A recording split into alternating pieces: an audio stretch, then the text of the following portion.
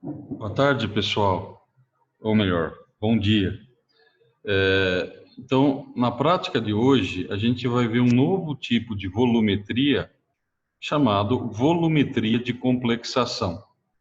Especificamente, nós iremos analisar uma outra amostra real, no caso, o leite de magnésia, que todo mundo conhece. O título da prática de hoje, então, é a determinação do hidróxido de magnésio em leite de magnésia, utilizando a volumetria de complexação.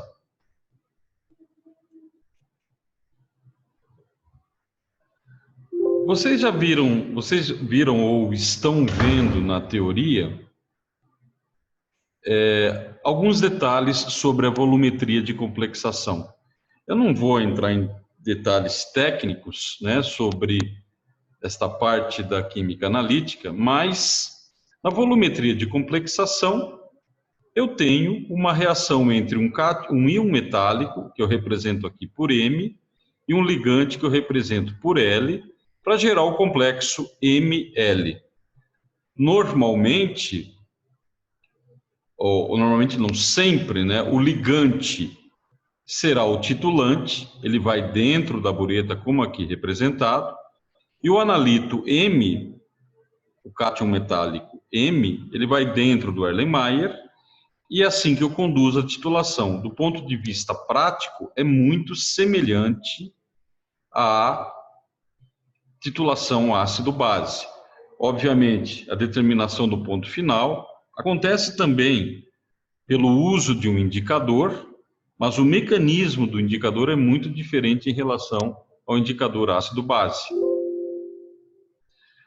O principal ligante utilizado como titulante de longe é o ácido etileno diamino tetracético, EDTA, a sigla dele. Ele é muito utilizado em volumetria de complexação. Basicamente, é o único ligante utilizado na prática em volumetria de complexação. Vejam aqui a estrutura do EDTA. O EDTA ele é um ácido, né, com 4 grupos ácidos carboxílicos em sua estrutura, e além de 2 grupos nitrogênios. Existem pares não ligantes nos oxigênios aqui do grupo do ácido carboxílico e também nos nitrogênios da estrutura. Então, são esses elétrons não ligantes que se ligam ao cátion metálico. O EDTA pode usar todos esses sítios de ligação para se coordenar ao cátion metálico. O EDTA, por conseguinte, ele é chamado de um ligante hexadentado. Vocês já viram em química inorgânica ligantes com mais de um sítio de ligação são chamados ligantes quelantes, ok? Eu tenho aqui a estrutura mostrando como é que o EDTA usa todos os seus átomos para se complexar com o cátion metálico central. Vejam, é uma estrutura bastante compacta, o EDTA literalmente, entre aspas, abraçando o cátion metálico. Complexos dos cátions metálicos com o EDTA, utilizando todos os seus átomos para fazer a ligação com o cátion metálico, eles têm normalmente uma geometria octaédrica. E, devido a esse fato, sempre é muito importante isso, a estequiometria da reação entre o EDTA e o cátion metálico é sempre do tipo 1 para 1. Ou seja, o número de mol de titulante que eu gasto, né, o número de mol de EDTA que eu gasto, é igual ao número de mol de titulado em solução, dentro do Erlenmeyer. Aqui, só por curiosidade, algo que você já deve estar vendo na teoria, uma curva de titulação onde eu monitoro o PM, que é o menos log da concentração do cátion metálico, em função da concentração do EDTA, do titulante, e próximo à região do ponto de equivalência eu tenho salto, né, no potencial, exatamente como a gente viu no caso do pH em função do volume do titulante. Essa estrutura do EDTA, vejam que todos átomos de oxigênio do grupo ácido carboxílico, eles estão protonados. Essa estrutura não tem carga, ela é neutra. Então, a gente escreve a estrutura do EDTA de maneira simplificada, para não ficar escrevendo essa estrutura gigantesca a todo momento, na forma H4Y, tá? Em equilíbrio com o H4Y, eu tenho todas as outras possíveis formas do EDTA. H3Y-, ok? Onde um dos prótons do grupo ácido foi removido, H2Y2-, H3Y- e Y4-. Y4- é a estrutura onde todos os prótons estão dissociados. Então, eu tenho 4 cargas negativas na estrutura, que de modo simplificado a gente chama de Y4-. Esse gráfico, que vocês também já viram ou verão na teoria, mostra a distribuição das espécies derivadas do EDTA em função do pH. Reparem que o Y4-, ele se torna predominante a partir por volta de pH 10, mais ou menos, 10, 11, né? Em pHs muito básicos, Y4- é a espécie predominante de EDTA. Por outro lado, em pHs muito ácidos, a espécie predominante passa a ser H4Y, ok? Entre esses dois extremos de pH, eu tenho as espécies intermediárias. Por exemplo, a espécie H2Y-, ela é predominante em pH por volta de 5. O que significa isso? Em pH por volta de 5, quase todo o EDTA em solução está na forma de H2Y2-. Para HY3-, o pH predominante é por volta de 8. E H3Y- é aqui, por volta de pH 2 e alguma coisa, tá? Isso é importante porque, na realidade, a espécie que efetivamente complexa com o cátion metálico é Y4-. Ou seja, a espécie totalmente desprotonada. Ela forma complexos do tipo 1:1 com o cátion metálico, e a carga resultante é a soma simples entre a carga positiva do cátion metálico e a carga negativa do Y4-, ok? Para facilitar, normalmente a gente não representa cargas nos complexos metal-EDTA. A gente chama simplesmente MY, tá? O EDTA, ele tem uma grande vantagem, porque ele é um padrão primário. Ou seja, o padrão primário do EDTA é o sal disódico Na2H2Y vezes 2H2O. A partir do momento que eu seco essa substância num dessecador, essa substância encontra-se pura. Então, eu posso pesar uma massa dessa substância e gerar uma solução de EDTA com uma concentração exatamente conhecida. Notem que a espécie predominante derivada do EDTA vai depender do pH onde essa solução estiver. Eu posso também usar uma solução padrão de carbonato de cálcio ultra puro para determinar a concentração de uma solução de EDTA desconhecida, né? Nesse caso eu uso então o carbonato de cálcio num tampão pH 10 na presença de um indicador. Ou eu posso usar zinco, né? Zinco metálico, eu dissolvo ele em meio ácido e faço a titulação em pH 10 indicador. Agora, de longe, a maneira mais correta, mais fácil de se preparar uma solução padrão de EDTA é a partir do sal disódico, esse aqui. Bom, eu falei, né, dos indicadores para detectar ponto final de uma volumetria de complexação. Esses indicadores, eles têm uma estrutura parecida com o EDTA e eles são chamados indicadores metalocrômicos. Basicamente, como é que funciona o indicador metalocrômico? No início da titulação, onde eu tenho o cátion metálico M dentro da solução do Erlenmeyer, eu adiciono o indicador metalocrômico. ele vai complexar com o cátion metálico M e dar origem a uma determinada solução com uma determinada coloração. Essa coloração se deve ao complexo cátion metálico indicador. A partir do momento que eu adiciono o EDTA, lembra que eu falei que a gente normalmente não representa as cargas do EDTA, apenas a espécie Y. O EDTA desloca o indicador da esfera de coordenação do metal, forma o complexo metal EDTA, que é incolor, e libera o indicador livre. Então, no final da titulação, eu não tenho a espécie MIND. Toda ela foi convertida em indicador livre. Acontece que eles têm cores diferentes. O complexo metal indicador tem uma coloração vermelha, conforme vocês podem ver aqui. O indicador livre tem uma coloração azulada. Então, essa figura mostra claramente a detecção do ponto final numa titulação complexométrica, utilizando o indicador metalocrômico. Eu saio de uma solução vermelha, rosada, chego numa solução azul, azul esverdeado. Muito fácil de detectar. Vocês vão ver isso no vídeo que nós estamos apresentando para vocês, anexo a esses slides. Esse método só funciona se o complexo metal indicador for menos estável do que metal EDTA.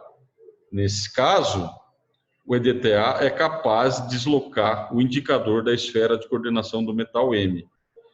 Se eu tiver uma situação oposta, o método simplesmente não funciona. Então, aqui eu tenho a estrutura do indicador, que é negro de aerocromo T, que nós, de modo abreviado, chamamos éreo T. Ele tem essa estrutura, ele tem vários sítios de complexação com o possível cátion metálico, e o EDTA consegue deslocá-lo da esfera de coordenação do metal. Aqui eu tenho os vários equilíbrios de pH, que esse indicador também participa, mas eu estou mais interessado nessa região de pH básico, onde ele atua muito bem, e aonde a espécie Y4- é predominante. Só lembrando, a espécie Y4- é predominante em pH básico e ela é efetivamente a espécie derivada de EDTA que complexa com o cátion metálico. Então, a viragem desse indicador envolve essas duas espécies aqui, a conversão da espécie HY2- na IN3-. Desculpem, HIN2- para IN3-. Vocês vão ver maiores detalhes sobre isso na teoria com o professor. Bom, voltando à prática, falando exclusivamente sobre a prática, eu tenho aqui uma foto do frasco de leite de magnésia. O leite de magnésia, ele tem algumas aplicações, as mais conhecidas são que ele funciona como um laxante, devido à presença de magnésio em sua estrutura, ou ele pode também funcionar como antiácido, porque o hidróxido de magnésio é uma base. Então, ele é normalmente oferecido às pessoas em situações de azia. A fórmula antiga dizia que cada 15 ml de leite de magnésio contém 1.200 miligramas de hidróxido de magnésio. Já os frascos mais recentes, conforme vocês vão ver no vídeo apresentado, eles dão essa unidade de concentração. O leite de magnésio contém 8% massa por volume de hidróxido de magnésio. Ou seja, cada 100 ml de leite de magnésia contém 8 gramas de hidróxido de magnésio. Esse será nosso valor de referência. São com esses dados que nós iremos verificar se o fabricante está falando a verdade. A gente analisou justamente esse leite de magnésia da marca Philips. Bom, como é que a gente fez isso a parte experimental? Prestem bem atenção. Nós medimos 8 gramas do leite de magnésia numa balança é aquela emulsão, né, branca. Medimos 8 gramas, pesamos 8 gramas, transferimos para um frasco, colocamos um pouquinho de ácido para dissolver o hidróxido de magnésio, que ele é uma base insolúvel em água, e completamos para 1 litro. Então, essa solução que efetivamente nós iremos analisar, ela tem 8 gramas de leite de magnésio por litro. Esse número é importante para que a gente possa fazer os cálculos. Tá? Eu vou entrar em maiores detalhes daqui a pouquinho. Dentro da bureta vai o EDTA, cuja concentração exata, ele é um padrão primário, está mostrado lá no vídeo. Aqui dentro vai a amostra de leite de magnésio. Essa amostra de leite de magnésio é essa solução aqui. Eu vou pegar um determinado volume, de acordo com o procedimento. Vou adicionar o indicador, que é o R e o T, e vou adicionando o EDTA até a viragem. Isso dá para ver claramente no vídeo. A estequiometria é 1:1, magnésio reagindo com o EDTA na sua forma que efetivamente complexa, Y4-, dando Mg e Y2-. Estequiometria sempre 1:1, número de mol de magnésio na minha alíquota é igual ao número de mol de EDTA que eu gastei e que eu vou medir aqui na bureta.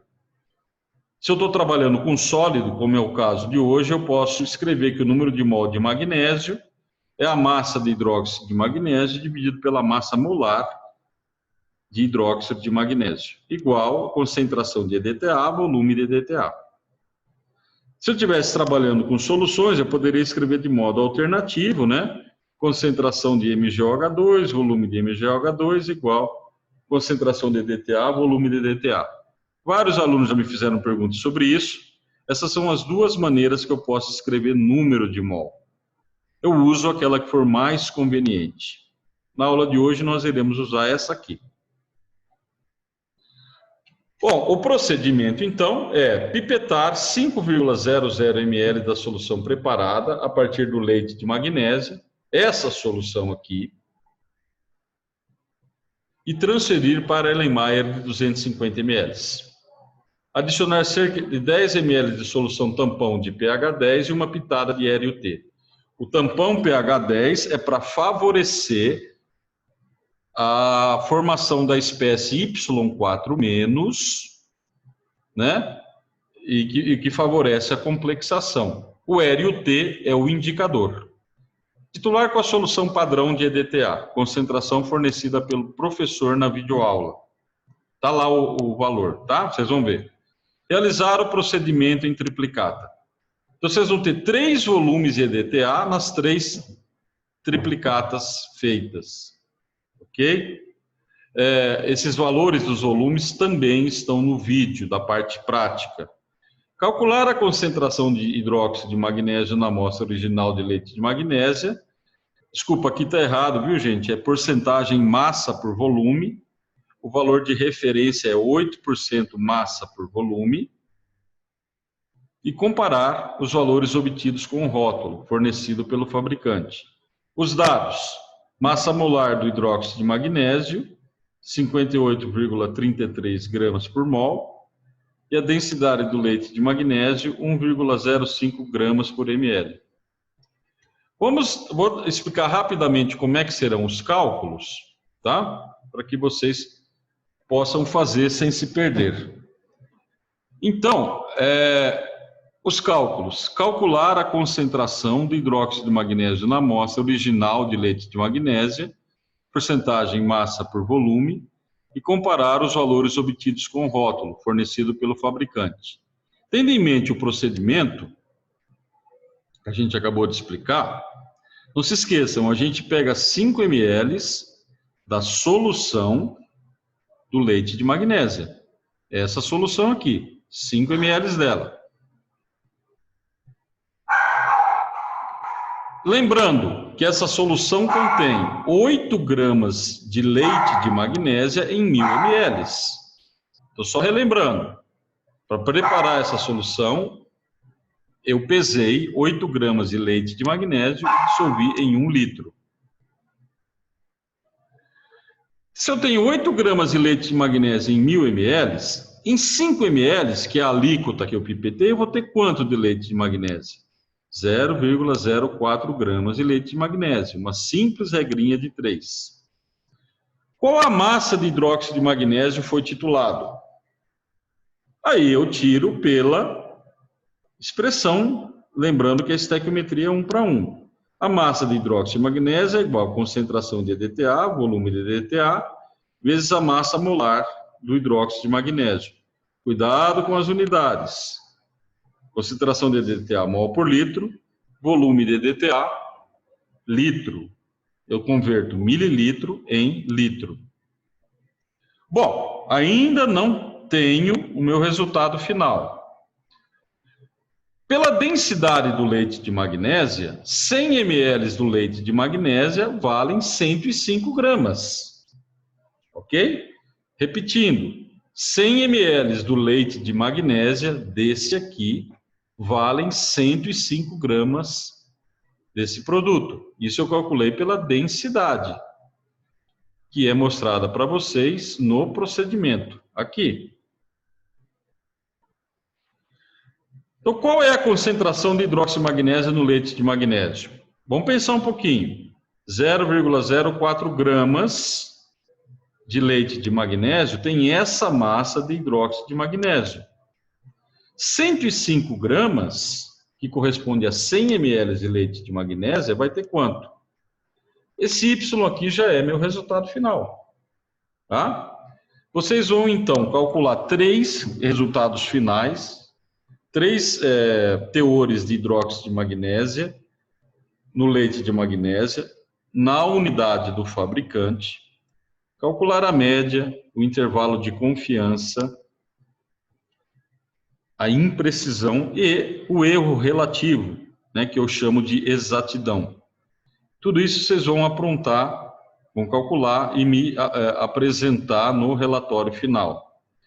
Com relação ao planejamento, são aqueles 2 primeiros itens do nosso relatório, eu quero que vocês me expliquem por que essa prática está bem planejada, ok? Vocês vão fazer todos os cálculos e mostrar, de acordo com os dados que vocês têm, que vocês vão gastar um volume de EDTA próximo a 5 ml. Tá? Pensem um pouquinho sobre isso. Então, isso é o planejamento. Então, no pré-relatório, vocês têm que responder a seguinte pergunta: a prática está bem planejada? No relatório, que são os 2 últimos itens, vocês vão usar os seus dados para determinar se o fabricante está falando a verdade. Para encerrar aqui, eu tenho a parte de estatística, né? A média, o desvio, o intervalo de confiança, o erro relativo, né? Na prática de hoje, o nosso valor de referência é 8% massa por volume. E quando a gente trabalhar com 95% de confiança, em triplicata, grau de liberdade 2, o valor de T é 4,30. Tá ok, gente? Então, após esse vídeo, vocês têm um outro vídeo falando exclusivamente da prática, ok? Muito obrigado.